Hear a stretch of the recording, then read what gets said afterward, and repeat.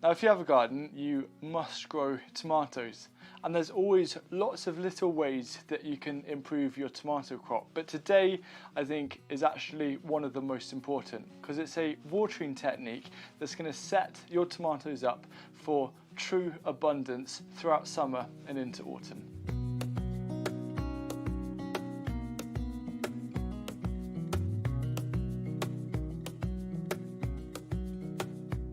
The best thing about this tip is that it can be applied to almost any plant in the garden, because the focus is actually on the root system. The root system is what sets up a plant for success. For example, these purple sprouting broccoli are so healthy and productive because they've got the root system there to support them. And rather than focusing on growing all these fresh green leaves, we need to actually focus on what's happening under the ground. What I want my plants to have is as deep of a root system as possible.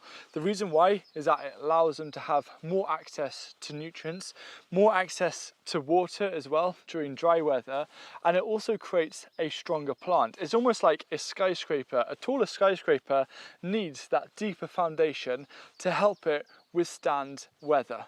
So the trick to have a really healthy tomato plant and get loads of tomatoes is actually, when you transplant them, you want to encourage the roots to go searching downwards as soon as possible.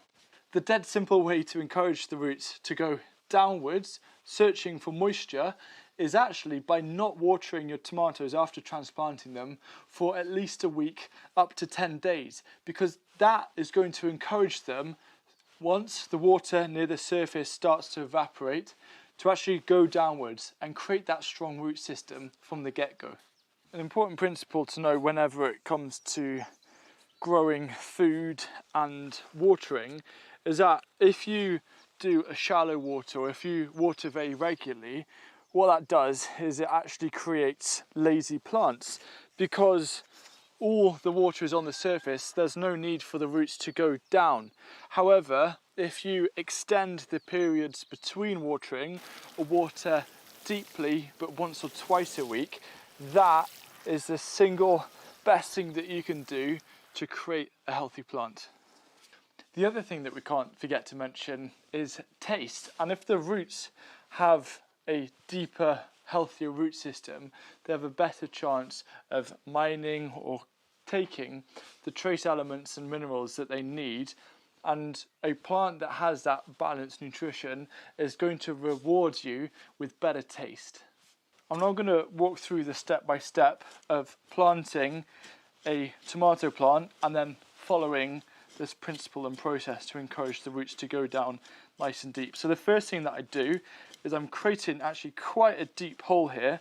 It's definitely quite a bit deeper than the tomato, because what I'm actually going to do is plant the tomato down to just above the first set of kind of proper leaf. And I'm going to remove these lower leaves, because that's another way of creating deeper roots. You can actually plant tomatoes really, really deep, and then you're going to have the bottom roots and then the top roots. So once I've created the hole, which is deeper than the plant, I test it by placing it in the hole. I'm going to remove slightly more and then get a good healthy handful of compost, and then another one, a little bit extra, make a bit of space, and then give it a proper soaking, at least 7 to 10 seconds of water.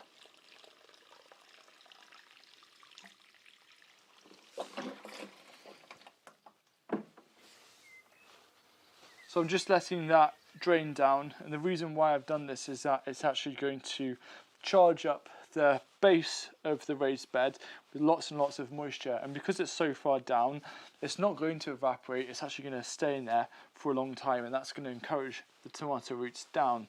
So then all I'm going to do is turn it upside down, gentle tap. It's actually fairly dry, so it fell out perfectly. Make sure I'm happy with the hole, and place it down to the desired depth.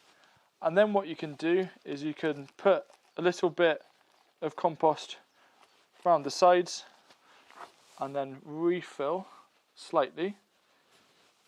Give it just a touch of water, maybe 3 seconds of quite a heavy load. 1, 2, 3. Let that soak in, and as it's soaking in, place the rest of the soil around it and start firming it down nicely, because you also want to make sure that the plant is firmed in, because if you think about it, even with support, when it's laden with tomatoes, it's going to be quite a heavy thing. So doing that initial firming process is going to help set those foundations, and then those deep roots are going to do the rest. I'm a big advocate of mulching tomatoes. However, don't do this in the first 7 to 10 days, because it's just going to keep the whole soil nice and moist, and it's going to discourage the roots from actually going down and searching for that water. However, afterwards you can either mulch with something like wool packaging, or one of my favourites is grass clippings to help maintain that constant moisture.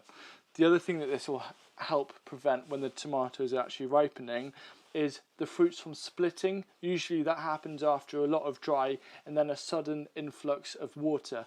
Whereas if it's that constant balance, there's no worry of those fruits cracking and spoiling. Soon the polycrop is going to be full of tomato plants. Now, if it's your first time growing tomatoes, or you're looking for some particular tips, I made this video last year showing you 8 tips to get a better tomato harvest, and make sure you give it a watch before the season properly starts.